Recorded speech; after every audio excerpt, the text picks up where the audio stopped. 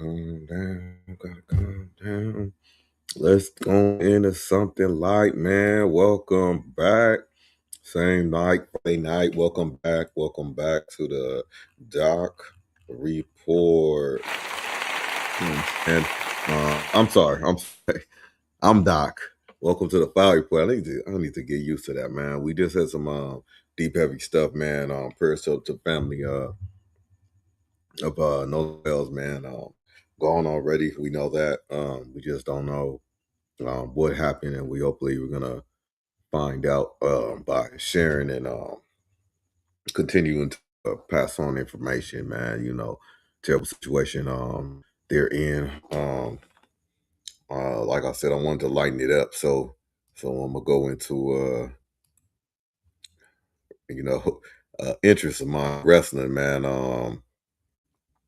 I found this interview about the wrestling rivals for the clip, man. Found this and I thought it was kind of interesting, and I wanted to see what my knowledge was as far as how to say it. Oh, my mic is right. My mic is right. Let me make sure my wrestling knowledge, am I still up to par? Like I got cool knowledge. I have like a gap in my era of knowledge, but that's like with the whole John Z Attitude era and all that. And shout out to SummerSlam coming out. That's kind of why I did this in the spirits of that. But yeah. That's why I need to check the sound. In the spirits of that. But yeah, there we go. All right, cool. That's crazy. I need to remember that this is the amplifier. Yeah. Yeah, so I want to see if I'm up to date, if I remember my stats, you know what I'm saying, on these wrestling. This show in particular is or this clip in particular is wrestling interviews went horribly wrong. Let's get into that, man. Shout out to Wrestling Rivals for the clip, man. Wrestling Rivals, there goes his logo right there, his or hers. It's a guy on the clip narrating, but I believe so. Yeah, if I remember seeing this. Let me see. Let's get to it. And let me answer the question. All right, you got a situation that you don't know what you're talking about. Before the show, billionaire. or after the show, I wanted to kill her. Did you? I want to choke her out. DDP. Whether I can beat you or not, I'm twice your size. I have twice your strength. When a WWE star sits down with a media outlet, they represent more than themselves. They carry the company's image with them. See that wrist? 7 years it's been broken. Owen Hart, dead. But when the wrong question gets thrown by someone who doesn't understand professional wrestling, Just let me tell you this. Next time you want to do an interview with me, you come and ask me first. even a straightforward sit-down can detonate. I just happen to have a fork right here. Huh? What the That's I'll do it a butcher. Man, my guy is a goon. He something ain't up. Shout out to him. He's still alive, but something ain't right. From unexpected blow-ups that leave hosts scrambling, You want my comment? Is that funny to you? Huh? Funny. Are you having fun right now? to moments where the microphone captures something far beyond words. I will headbutt your teeth through your skull. Do you hear me? It captures pure chaos. He's all right. He's just sleeping. He's sleeping. Here are those moments. Oh, pause. Kurt Hennig. When a wrestler dies, the grief doesn't stop at the fans. Those inside the industry must process their loss behind the scenes. No, it's as my son gets into football tomorrow, we get into football tomorrow. A lot of kids gonna go out there. Hopefully, go out there, play safe. But these sports and these athletics, man, you can't. I didn't not only downplay the head injuries, but the actual injuries in general, the bumps, the bruises, the actual bumps that wrestlers take, the football players take, athletes take on a daily basis. And I'm saying it's an excuse, but pain mixed with addiction is a crazy thing. Mixed with prescription addiction for this prescription pain. scenes, often while still performing live television. During Happy Friday, y'all, man. Or happy whatever day it is for y'all, period, if y'all watching it on the replay. a 1999 backstage interview on WCW Nitro, Curt Hennig was being questioned about his upcoming... I don't remember this one, but it's kind of probably nitpicking, but didn't know Owen Hart and Mr. Perfect was so close, or Curt Hennig. I would assume, I'm not surprised they are, though, given history with Mr. Perfect, Curt Hennig. Match with Booker T. It was a routine segment, right up until the interviewer abruptly shifted the conversation toward the recent passing of Rick Rude. Hennig answered, but it was obvious he hadn't braced for such a personal question. Condolences to the loss of a very good friend of yours and ours, Rick Rude. He spoke about people who had profited alongside Rick Rude, yet couldn't be bothered to attend his funeral, letting his frustration bleed out on live television. Before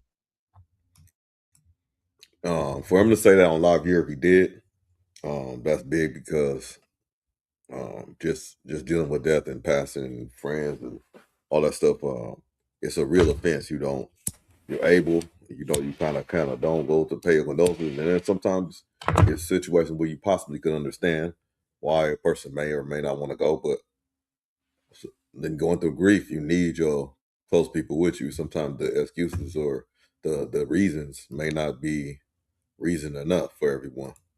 Before walking off, Hennig made it unmistakably clear that the interviewer had gone too far.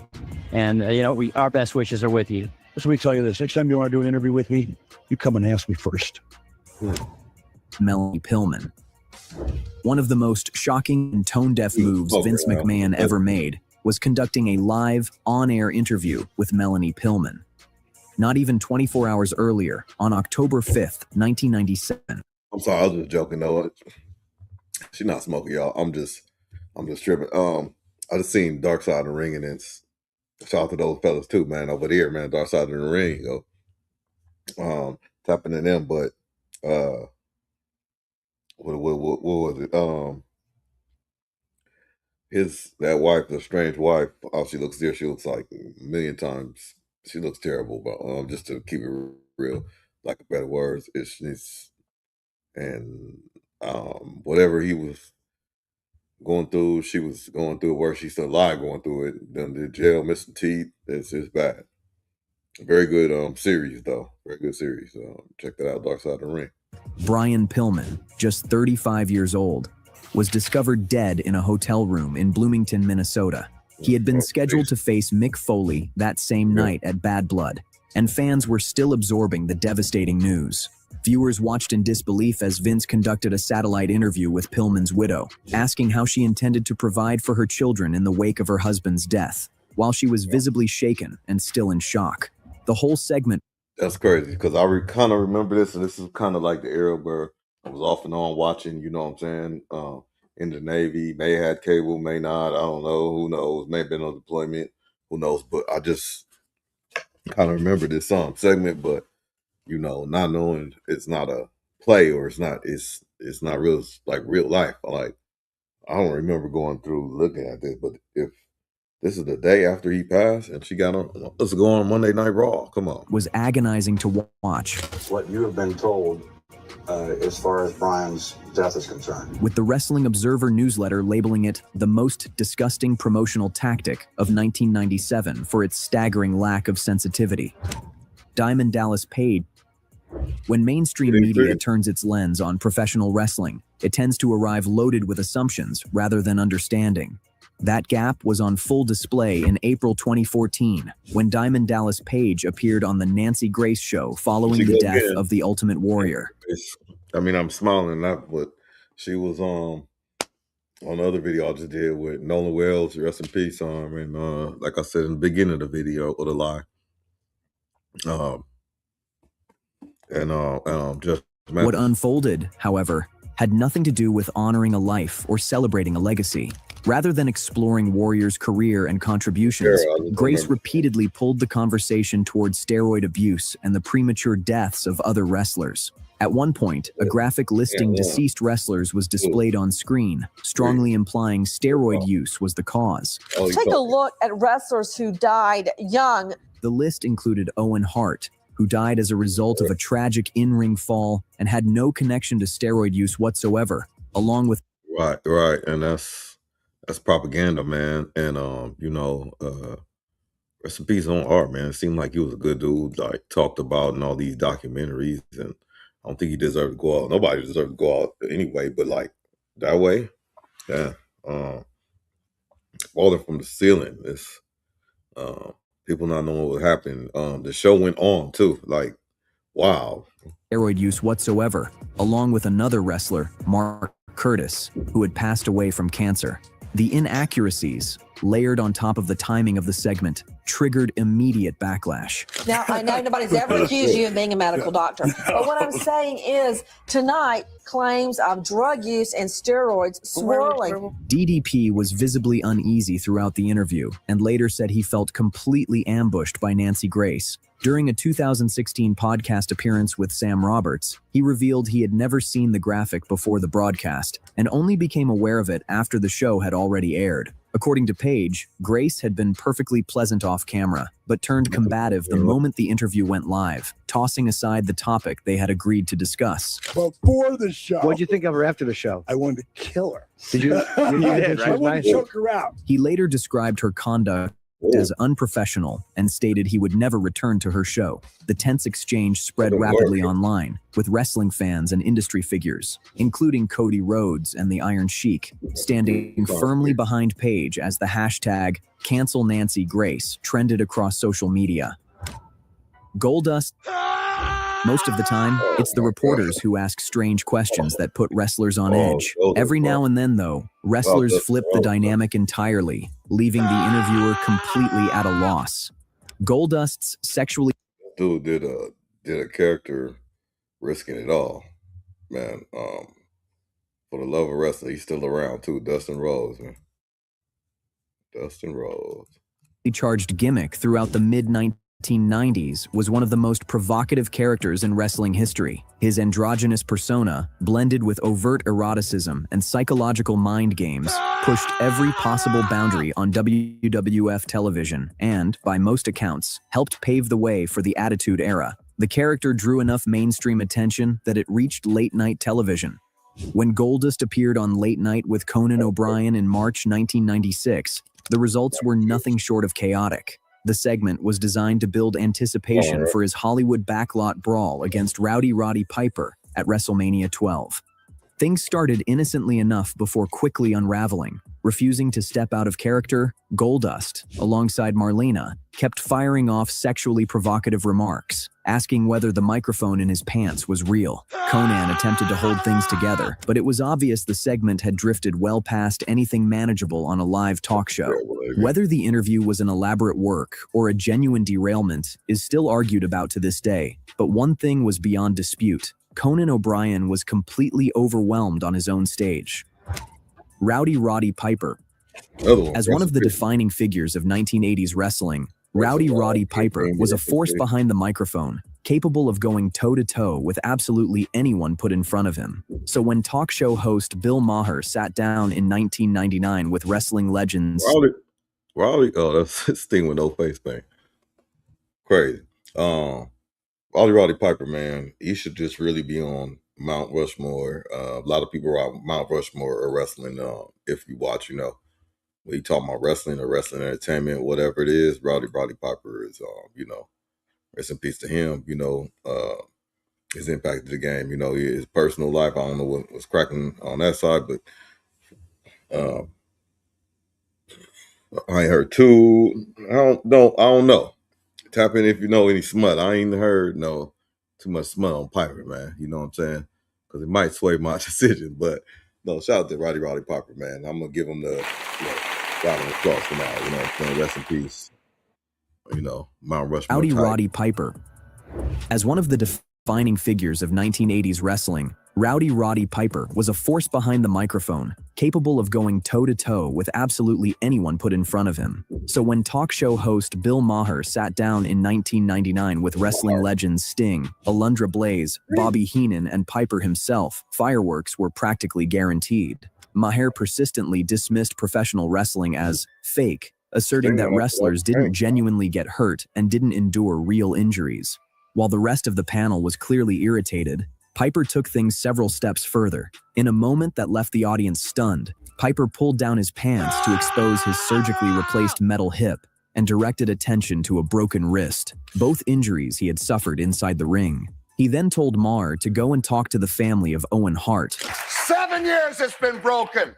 Owen Hart, dead. About how fake wrestling really was, and the discussion came to an abrupt halt. If any wrestler was going to stand up for the business in a mainstream setting, it was always going to be Roddy Piper.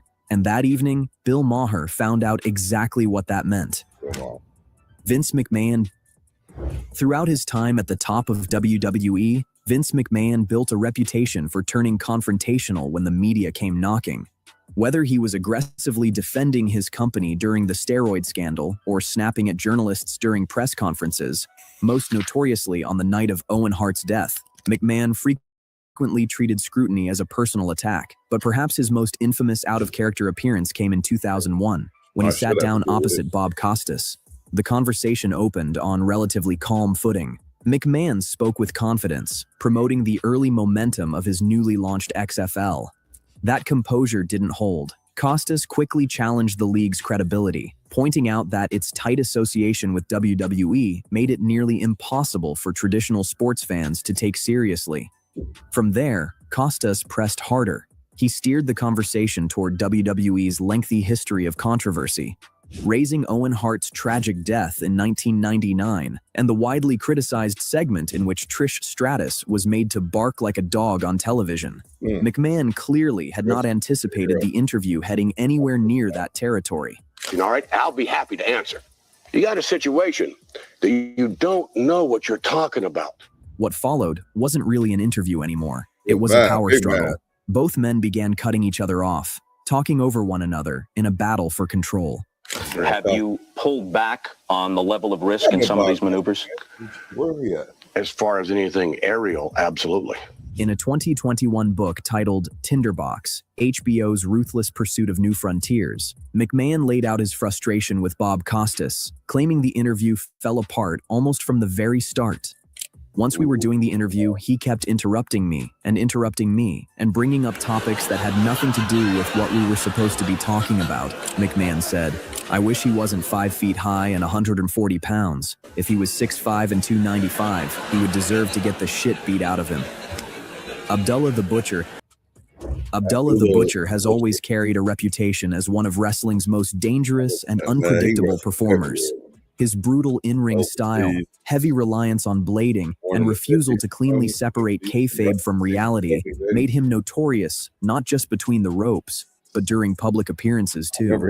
That reputation came into sharp focus in 2009 during an appearance on the Canadian morning show Daytime Ottawa, where Abdullah had been invited to promote a Great North Wrestling event.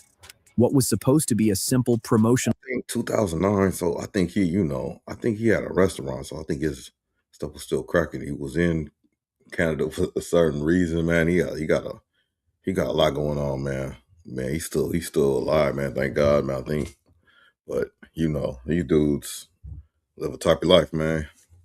Man,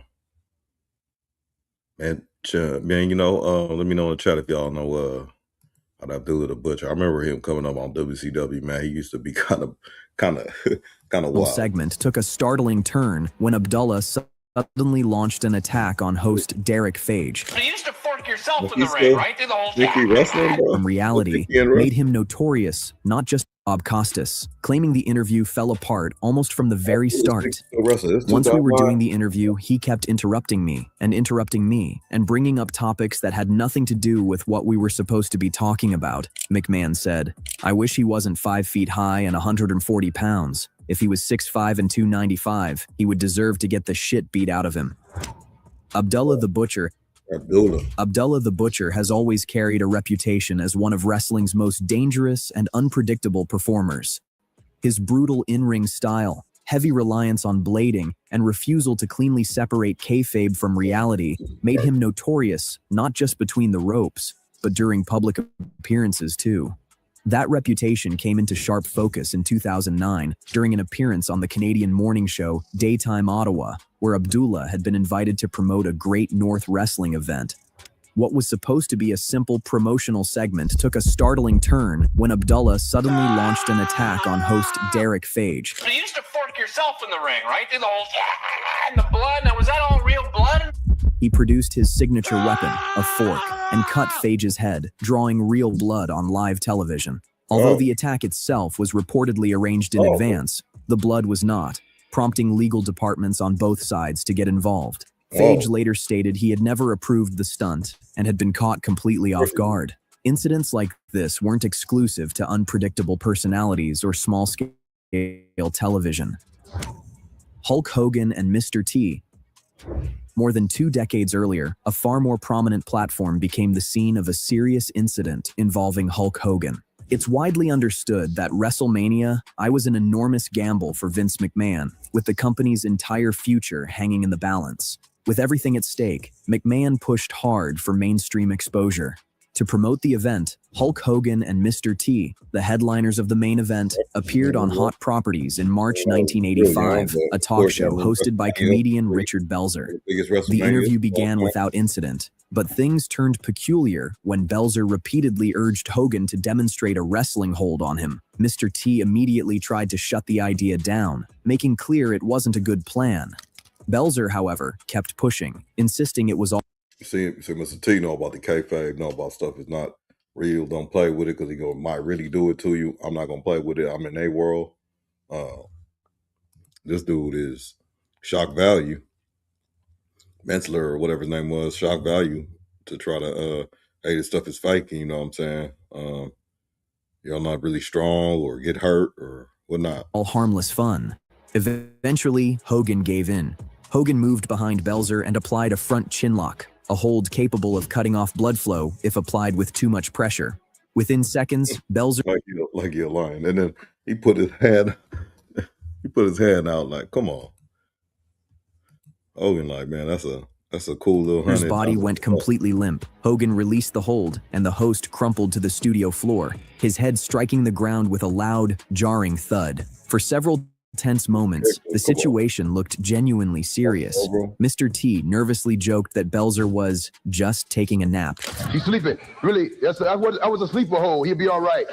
While Hogan looked visibly horrified. After a few slaps to the face, Belzer eventually came around, dazed and disoriented, as the show scrambled to a commercial break. The fallout was no laughing matter. The following week, Belzer returned to television wearing a bandage, revealing he had needed over 100 stitches. That's who that cat is.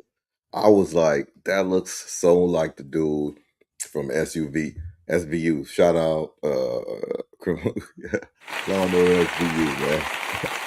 Oh man, I was like, that dude looks just like him. Damn. Small world. And he immediately tried to shut the idea down, making clear it wasn't a good plan. Belzer, however, kept pushing, insisting it was all. For several tense moments, the case was ultimately settled out of court for an undisclosed sum. Undertaker and Big Van Vader. By 1990, terrified. After a few slaps to the face, Belzer eventually came around, dazed and disoriented, as the show scrambled to a commercial break. The fallout was no laughing matter. The following week, Belzer returned to television wearing a bandage, revealing he had needed over 100 stitches after splitting his head open on the floor. He subsequently sued Hogan for $5 million in damages for personal injury, though the case was ultimately settled out of court for an undisclosed sum. Undertaker and Big Van Vader. By 1997, WWE had begun establishing itself as a truly global force, stretching its touring schedule well beyond North America. While on tour in the Middle East, The Undertaker and Big Van Vader appeared on the talk show Good Morning Kuwait as part of routine media duties. Things got off to a rocky start almost immediately when host Bassam Al-Othman raised the idea that wrestling was fake. The Undertaker was visibly annoyed, but as the reigning WWE champion, he kept himself in check and offered a... Well, it's good to wear sunglasses on interviews and things like that, or just occasionally. Sometimes, you know, the eyes tell a lot. You know what I'm saying? That used to be an old trick, but People be on to it measured now. response, Vader got explaining the mask on, athleticism, the everything. travel, and the physical toll that wrestlers absorb night after night. Also, Vader, however, showed no such restraint. Clearly offended, he flipped the table over, got directly in the host's face, and shouted, threatening to beat him to a bloody pulp. Police were called to the studio, and Vader was placed under arrest. Although he was detained for 10 days, he reportedly spent the time in a luxury hotel rather than an actual jail cell, and was fined $164. WWE would later acknowledge the confrontation and Vader's arrest on screen, using it to reinforce his tough, no-nonsense persona. Randy Orton. No one would dispute that Randy Orton had serious difficulties managing his temper early in his career. Thrust into the spotlight at a very young age, he became the youngest world champion in WWE history, but has openly admitted he struggled to cope with the pressures of fame in his early 20s. Those struggles resulted in multiple suspensions and even a 4-week stint in an anger management program. One moment on live television illustrated just how combustible the apex predator could be. In 2009, while riding high as WWE champion, Orton was part of a WWE tour in Mexico. What began as a lighthearted interview, with questions about what he ate for breakfast, took a sharp turn when the host suggested, apparently as a joke, that Orton might be somewhat fragile given the number of injuries he had piled up throughout his career. Already wound tight, Orton snapped. He snatched the glasses off the host's face and threw them aside, threatened to headbutt him, and warned that things would get physical if the reporter didn't back off. I will headbutt your teeth through your skull. Do you hear me? The segment made headlines across Mexico, cementing Orton's image as someone both unpredictable and dangerously volatile outside the ring. Sable and Chyna. At the height of the Attitude Era, Sable and Chyna stood as two of WWE's most prominent female stars. Despite their shared status, the two could not have been more different in personality, in approach, and in ring style. By 1999, the quiet friction between them had become very public and very real. Just weeks before WrestleMania 15, Sable, Chyna, and Deborah appeared together on TSN's Off the Record to help promote the upcoming showcase of the Immortals. What was supposed to be a standard media appearance spun rapidly out of control. When the host asked Chyna, Chyna was top dog, female. She was better than a lot of male wrestlers. More popular, all that. Sable as well. I think she's over here. Deborah's in the middle, I want to say, but their top attractions. And I guess they have some friction. I never seen this one though. Why she wasn't pursuing the women's championship, held at the time by Sable, the ninth wonder of the world, flatly responded that she had zero interest in the title and added that she could beat Sable in 2 seconds. Sable fired back, questioning how Chyna could. Good for Sable to fire back because take away from kayfabe. Like we can't believe, we're supposed to like leave something to the imagination that she may be able to beat you. You say that you just basically shitting on the championship, just saying like, oh yeah, I could beat you in 2 seconds, and I don't want that championship. If I wanted to, I could beat you in 2 seconds. So discredit you and the championship. That stuff sell tickets. Make that claim when they had. I mean that stuff's. Excuse me. That stuff sells tickets, meaning the credit of the championship, the credit of Sable. If you discredit it, you're gonna lose it. Never once faced each other. Chyna retorted that she was twice Sable's size and strength. Sable shot back. I work just as hard as you do, but I don't supplement my body the way that you do. Without hesitation, Chyna referenced Sable's own enhancements. The allusion to her breast implants, unmistakable. The tension inside the studio reached a boiling point, and before things could escalate any further, the host rushed to a commercial break. The explosive confrontation made it clear that the animosity between Sable and Chyna was simply impossible to contain. Whether I can beat you or not, I'm twice your size. I have twice your strength. Big Show. A scripted backstage interview is about the last place you'd expect things to go sideways, yet even those can unravel completely. Following his loss to Alberto Del Rio at the 2013 Royal Rumble for the World Heavyweight Championship, Big Show was interviewed by Andrew Green. Still playing an enraged giant, Big Show grabbed Green by the collar, shoved him into a production crate, slapped him, and unleashed a profanity-laced tirade before storming off. Don't ever come up to me again after something like that. Ever. You understand me? While WWE framed the moment as storyline-driven aggression, Green later claimed the encounter was considerably more intense than he had been prepared for. He alleged that Big Show hit him far harder than expected, and that the segment left him genuinely emotionally distressed. You gotta put yourself on. Come on now, dude is 7'4". It's like you're gonna be doing acting with a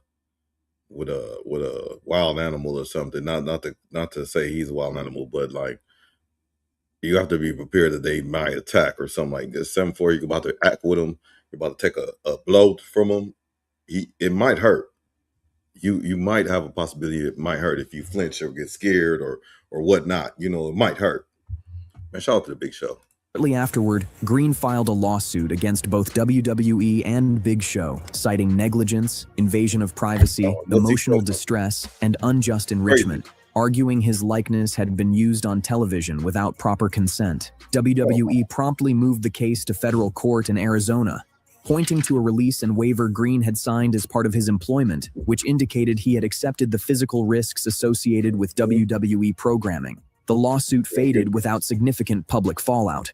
But the incident remained an uncomfortable reminder that even inside the tightly controlled world of WWE, things can still go very wrong. CM Punk. Ever since breaking through, CM Punk has carried a reputation for speaking his mind, and that reputation extended well past his... Here's a question for y'all, man. Do y'all like CM Punk personally and or professionally? I'll say professionally. I'm not digging well. I think that's pretty impressive. He been to the UFC, even though he got kind of his feet whooped out there, but that's impressive to even say you can go back and forth, you know, professional wrestling or WWE, AEW, professional wrestling type stuff, sports entertainment, over to UFC, mixed martial arts. That's pretty dope. But as a character, I never liked his time in WWE. It was on vivid display during a 2014 interview with Michael Landsberg on TSN's Off the Record. At the time, Punk had just walked away from WWE and was publicly setting his sights on a career in the UFC. While preparing for that transition into mixed martial arts, Punk sat down for what was supposed to be a routine media appearance. Instead, the conversation quickly started to feel less like an interview and more like a setup. As the segment progressed, Landsberg repeatedly steered things back toward Punk's WWE past, a chapter Punk had made abundantly clear he was trying to leave behind. His questions came across as condescending, focused more on Punk's failures in WWE than on the challenge he was preparing to take on in the UFC. And CM Punk he be kind of going off like I know him and his wife are both public figures. His wife is more probably more alluring to people because she's been missing from wrestling. Not missing, but like she took a break from wrestling for like so long. And she was very popular, you know, AJ Lee, you know, shout out to her, you know, shout out to AJ Lee. Again, just somebody I really wasn't too familiar with. Like that wasn't the era I was kind of watching. I missed out a little bit on there. Like I said, she's back, and then but you know, they're walking around traveling. You know, TMZ gonna catch them here or there, man. It's been a couple of incidents, man, where I think they, you know, I don't know if they came too close, you know, 30-mile boundary, you know what I'm saying? I don't know. 30-mile radius, get away from me, you know what I'm saying? But shout out to CM Punk anyway, even though, like I said, I don't like too much of his character, but in wrestlers, his privacy and et cetera, et cetera. So does his wife, you know, AJ Lee, you know, but let's get back to the content. Punk, visibly irritated, called Landsberg out directly on his tone, noting that the host seemed far more interested in baiting him than in genuinely discussing his ambitions as a fighter. Punk suggested that Landsberg had spoken to him in a completely different manner before the cameras went live, implying the host had arrived with an agenda. Dean Ambrose. Dean Ambrose, he's in AEW now. Shot him out. Damn, man, my thing is lag again. Hopefully it's not presentation ain't all janky. You know what I'm saying? Dean Ambrose He been in the game, man. Summit of WWE, capturing the WWE Championship for the very first time. Fans were energized to see the former Shield stand out positioned as the face of the company, and WWE was keen to ride that momentum. As part of that push, Ambrose was booked to appear on the Steve Austin show. What followed became one of the most uncomfortable conversations in that show's history. Initially, the discussion moved along well. Ambrose opened up about his difficult upbringing and the winding road he had traveled to reach WWE's main event.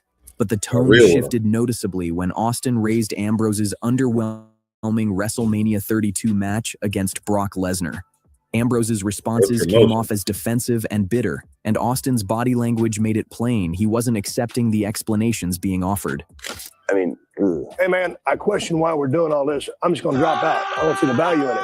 As the interview continued, the gap between them only grew wider. Austin pressed Ambrose to articulate his mindset as champion, what fueled him. By the time they neared the end, Austin's frustration was unmistakable. He told Ambrose bluntly that he came across as someone coasting rather than fighting to prove he belonged at the very top. The comment visibly deflated Ambrose. The WWE champion retreated into himself, and the remainder of the interview crawled to an awkward, hollow conclusion. Years later, the conversation still weighed on Austin.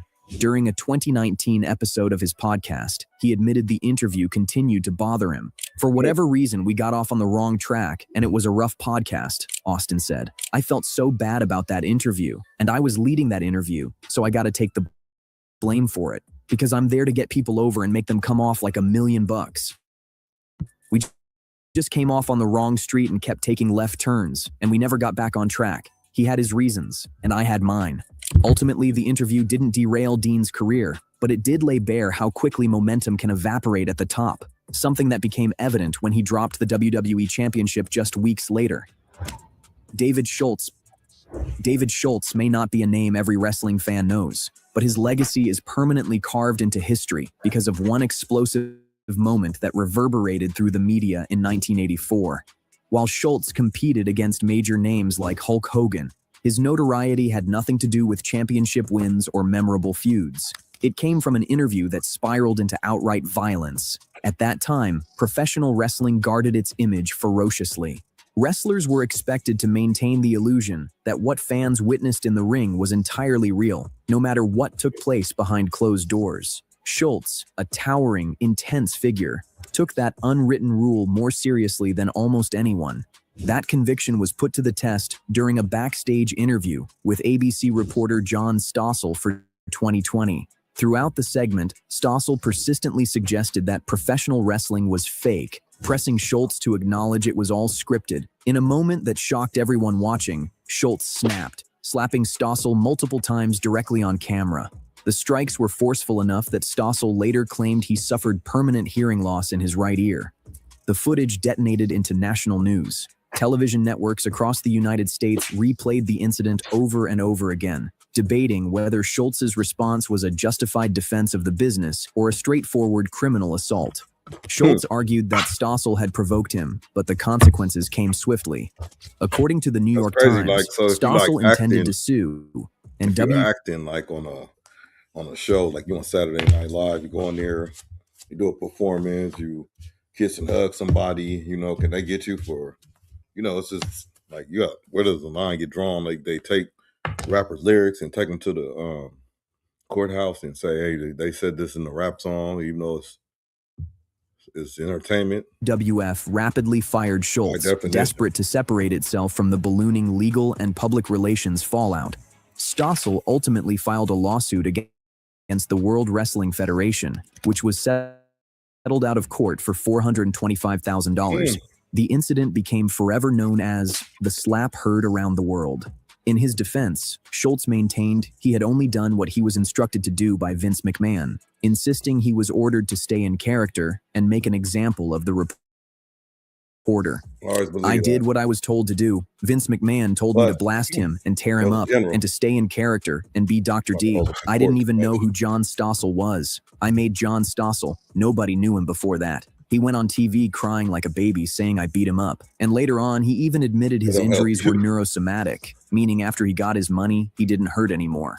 For Schultz, though, the damage was irreversible. His wrestling career never came back from it, and his name became tied not to anything accomplished between the ropes, but to one of the most notorious interview moments.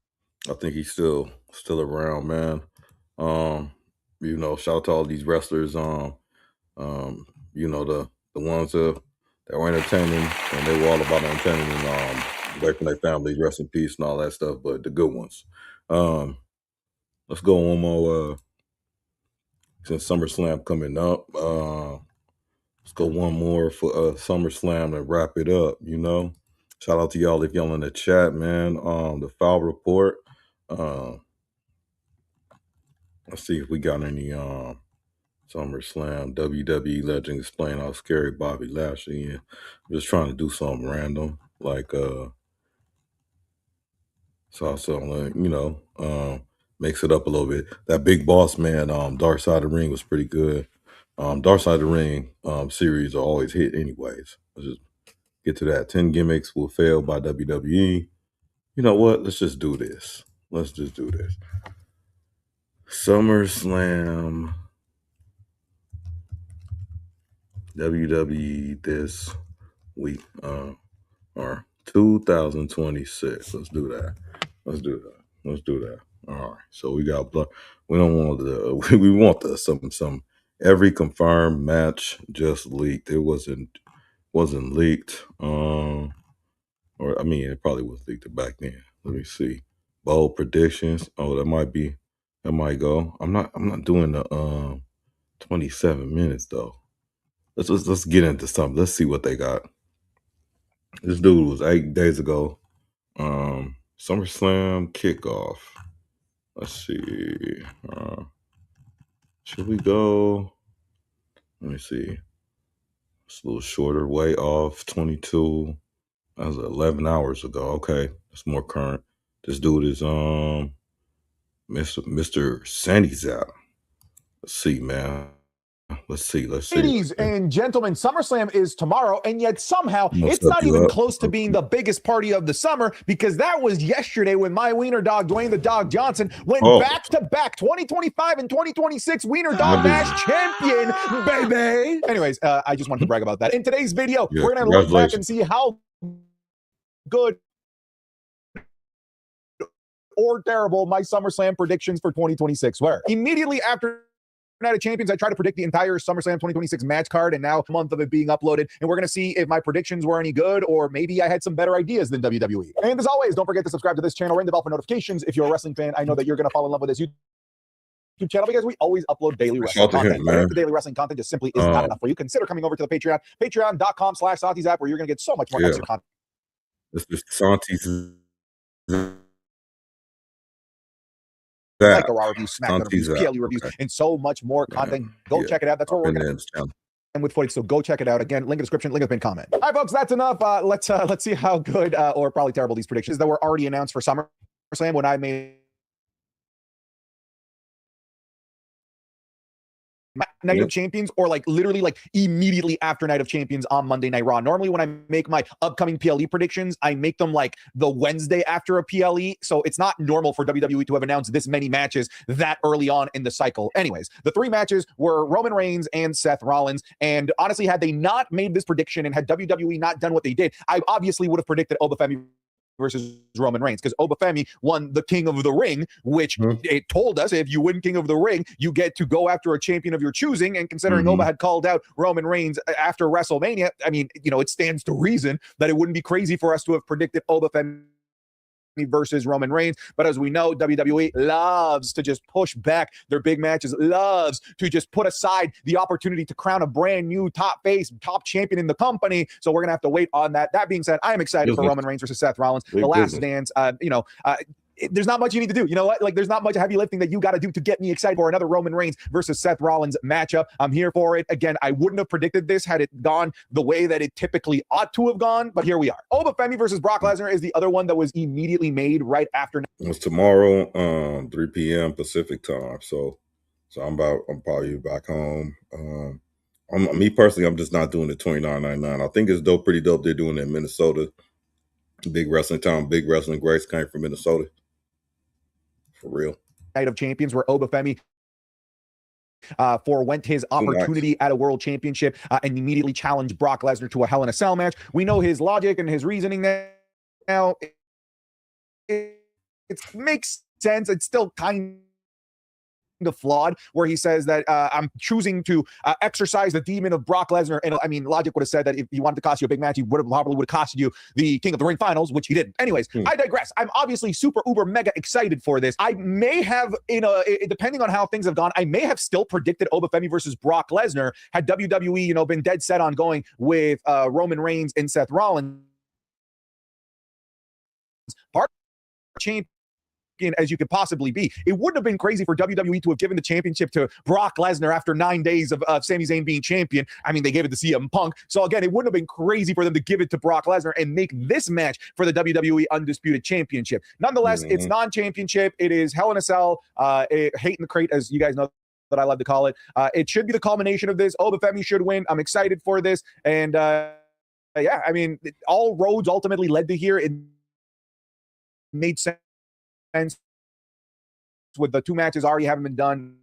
SummerSlam seemed like always the natural immediately after beating Liv Morgan, picked Liv Morgan as her SummerSlam opponent, like literally like after she the got match. So there wasn't any real drama in terms of the build-up. Liv is like the popular fame, but like in these content people like this dude, Mr. Santis app, and all these they on Vivian up to this. And I honestly think that there was so little drama to the buildup of this that I think WWE forgot that this match was even happening at SummerSlam in the first place, because they put quite genuinely a 0% amount of effort into getting you excited for this match. I think they're just relying on the fact that, like, hey, you love Io Sky, Liv Morgan's super popular, you're going to tune in, which, God damn it, it's true. I am going to tune in because of all of those reasons, but I wish they put in a little bit more tender love and care. And the fact that this is a feud for the Women's World Championship, but it's really just a accompanying feud to Danhausen versus Dominic Mysterio. And honestly, Raquel versus Sol Ruca got more limelight over the last month than this feud. It's insane. It's unacceptable. But here we are nonetheless. Those are the 3 matches that were announced prior to me making my predictions. Now let's get to the matches that I myself predicted. I tried to predict the match with Rhea Ripley, sue me, thinking that the champion was going to be good to go. I didn't know that the injury was that severe to the point where she was going to miss SummerSlam. Now, of course,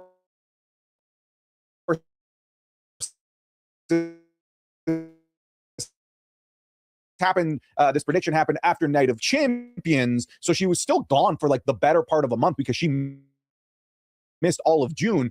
But I think that WWE was doing anything and everything in there. They never stripped her of the title, which is really not in the norm of WWE to have an injured champion be gone for what's going to be north of 3 months and have her continue to be a champion. Anyways, I thought that she was going to come back knowing that they hadn't forced her to vacate the championship, and I don't think that that's a crazy prediction or thought that we've had. I was thinking that we were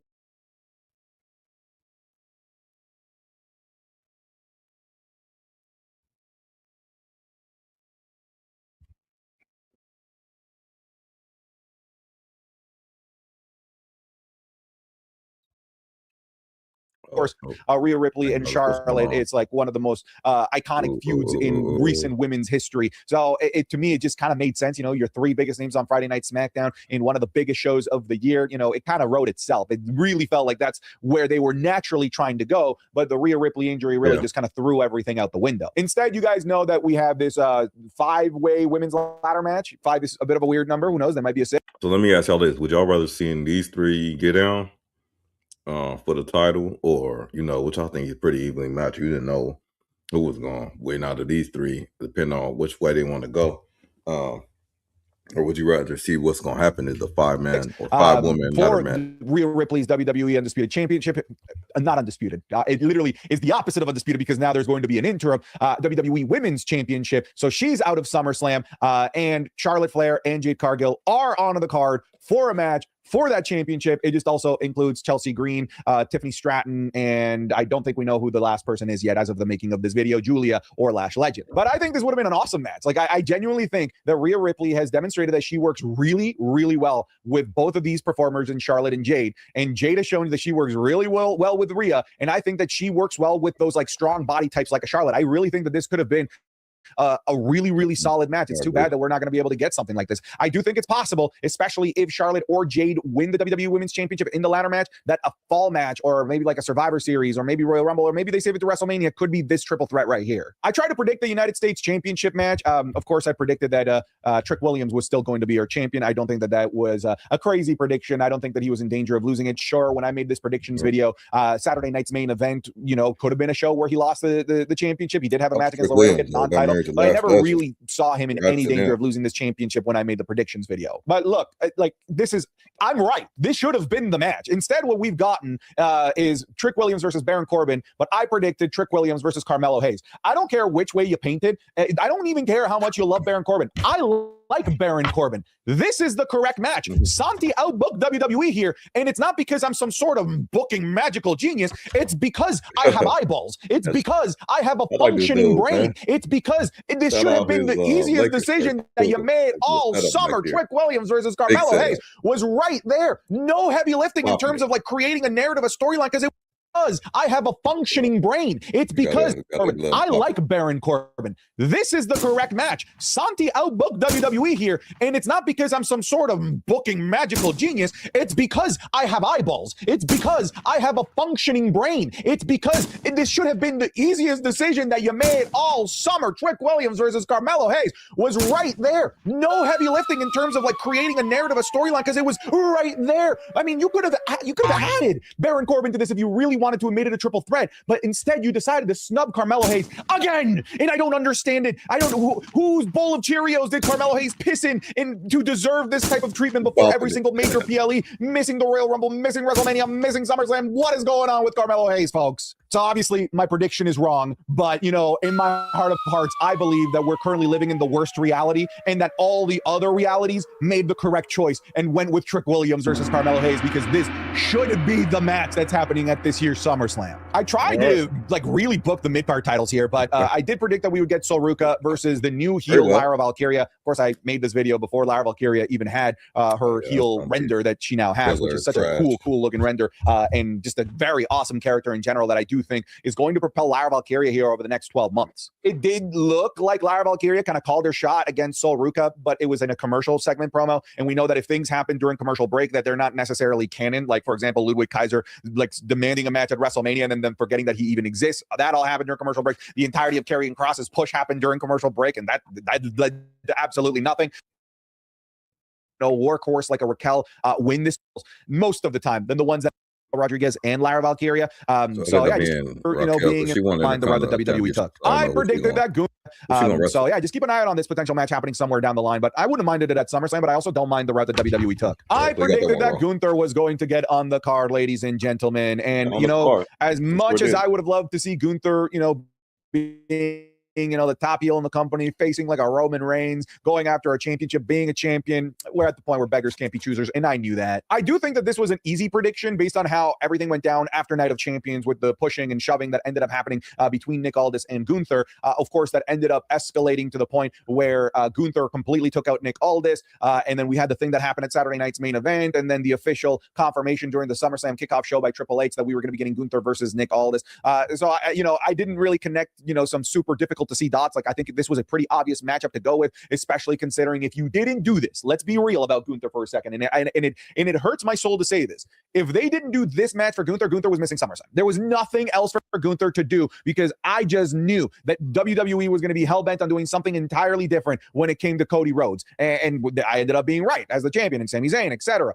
If they didn't do this for Gunther, he would have missed SummerSlam entirely. I'm pumped for this match. I'm not going to lie. Like, this is probably the match that I'm the most intrigued by, because we haven't seen Nick Aldis on WWE programming as a wrestler ever, and we haven't seen her as a professional wrestler in a handful of years at this point. And you can tell that it really matters to him. I'm not sure if you guys saw him on the Chris Van Vliet show on Insights. He's crying, man. Like, he is a very, very, very emotional person when it comes to not disappointing us. He's very serious about laying it out on the line, and he understands it. Let me see if I can do it. The ring general.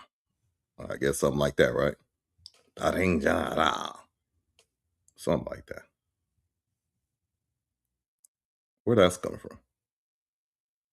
Huh. Oh, this volume up right here? Okay. Anyway, back to the content. This could be his last opportunity to become like an in-ring WWE superstar. So I think he's going to lay it out all on the line. So look out for this match to be a, a sleeper hit. Sleeper hit, get it? Because Gunther's going to probably win with a sleeper. And anyways, I thought that was kind of clever. Anyways, what did I predict here? I predicted Jey Uso, Jimmy Uso, and Jacob Fatu taking on Solo Sikoa, LA Knight, and bang, I got it completely dead on. And Royce Keys, let's go. When I made this prediction, it was the early days of these guys all kind of interacting with one another. Now, we hadn't had LA Knight interact with Solo and Royce Keys yet. We had the Bloodline interacting with Solo and hunting down Solo. We had the Bloodline having their interactions with LA Knight on Monday Night Raw, and Royce Keys was just kind of hovering around Solo Sikoa, and Solo Sikoa wanted his help. But, I think to the trained eye, somebody that's watched professional wrestling as long as I have, and you probably have, you were probably able to kind of see it coming that this match was going to happen at SummerSlam. What I was not expecting is, dare I say, this might be the best traditional SummerSlam build that we have, because obviously Brock Lesnar and Oba Femi, that's a great build, but that's since WrestleMania, this is that's a combination of the better part of 8 months. This is just a PLE to PLE traditional build, and I think they've knocked it out of the park. I'm genuinely excited for this match. I'm genuinely excited to see. I mean, it's gonna have some star power out there in Minnesota. You're gonna have him, Jay will come out the Yeet, everybody, and the Fatu, they on him. I don't know. Royce Keys got to figure himself out. LA Knight, Solo Sikoa been doing his thing on the solo tip, for real. No pun intended. How Solo Sikoa is going to interact with these characters. Is he going to turn on them? Are we going to have a Zilla Fatu appear here? Is LA Knight also going to just get screwed again and eat the pinfall? I'm really genuinely looking forward to this match. So I have to just kind of tip my hat to all the performers in this and to the WWE, because you guys know I love using the example of if I woke up from a coma and saw this. So if I woke up from a coma and saw this, I would say that this is just a hodgepodge match that they built last second with no care at all whatsoever, just for the sake of getting more people on the card. But I can't say that because I wasn't in a coma and I saw the whole build, and it's actually pretty darn good. Anyways, I got this 100% dead on, bing bong wepa, completely right. Here's another one that it's dude, if you didn't do this, what are you doing? I did predict Penta versus Chad Gable for the Intercontinental Championship. This was well before obviously the gauntlet match and all that stuff was announced. You would have been, and let me be remarkably clear about this. Stupid if you didn't do this match. This was the easiest match to do. Now you got to really bring it home to the finish line, right? Now you got to have Chad Gable win. You made the man go through the perfect transformation over the last 2 years. Heel turn because of the IC championship and his descent into madness, trying to chase that championship that has eluded him. Facing off against the debuting Penta that then sent him down a further spiral to explore the dark arts of Lucha Libre, becoming a luchador, having a legendary feud for the mask of El Grande Americano, coming back, going through his redemption arc, and now he gets to culminate it in his hometown in a major stadium show against Penta, the guy that sent him down that spiral to begin with, for the championship that sent him down the spiral to begin with. Again, clarifying, you would have been stupid to not have booked this match, but they did. So congratulations, WWE.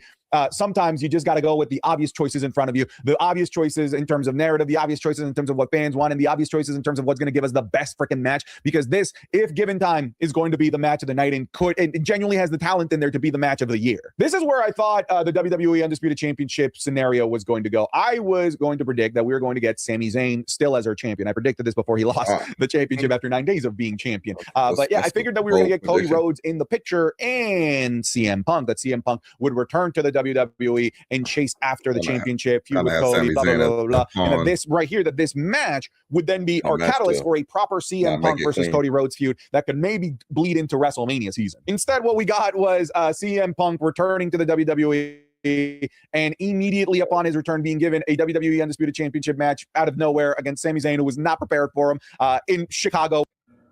Did y'all like that, man? First of all, let me know in the chat or in the comments, did y'all like the belt getting put on Sami Zayn, and did y'all like how it got taken off of him? Did you like the way did you like the belt getting put on Sami Zayn, and did you like the fact that it got taken off him, or did you not like the fact?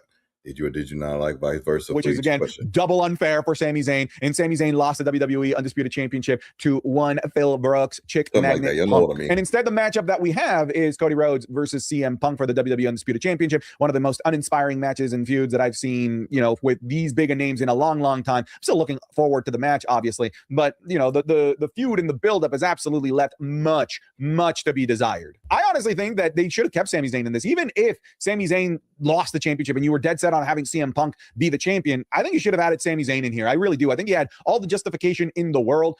And on top of that, again, it would have allowed us to rest on the Cody Rhodes and CM Punk feud because they clearly did not have enough time to actually build something meaningful between the two. This could have been a nice stopgap where it could have been the first bullet fired between the two to really set us up for an actual proper feud between Cody and CM Punk, because as is, their feud is absolutely lifeless. It is going to be our night one closer, but like I'm far more excited for a couple matches that are on night one. I'm more excited for Nick Aldis versus Gunther, which is on night one. I'm way more excited for Oba versus Brock. And believe it or not, I'm more excited for the 6-man tag match involving Solo Sikoa right now than I am CM Punk and Cody Rhodes. Having added Sami Zayn, I think would have given the proper narrative piece to give us an exciting SummerSlam build, because it would have been the further continuation of Sami Zayn and Cody Rhodes, who already now had a couple months of history with one another to build up. And now you add the CM Punk piece, which could have been the catalyst for something new. But instead, you tried to start something from the ground up between Cody Rhodes and CM Punk, and you just simply did not have enough time with a match of this magnitude.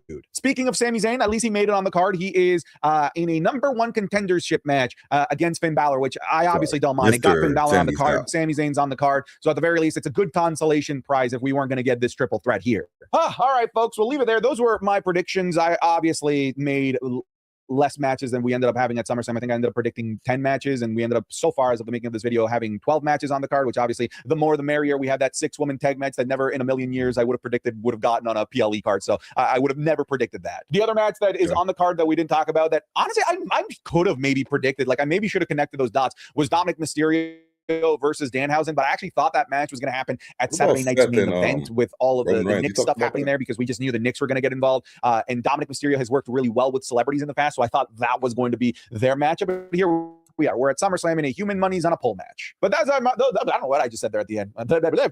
Those were my predictions. Anyways, I didn't want to do like that because like my editor, he's trying to go to Rib Fest. He's trying to have a good time. Anyways, I'm out of here. Take care. Goodbye. Get out of here. Peace. All right, man. Shout out to him, man. Head over to his channel, Mr. Sandy's-app. That's what he sounds like. He said wrestling is cool, man. He got 468,000 over there, man. Clap it up for that dude, man.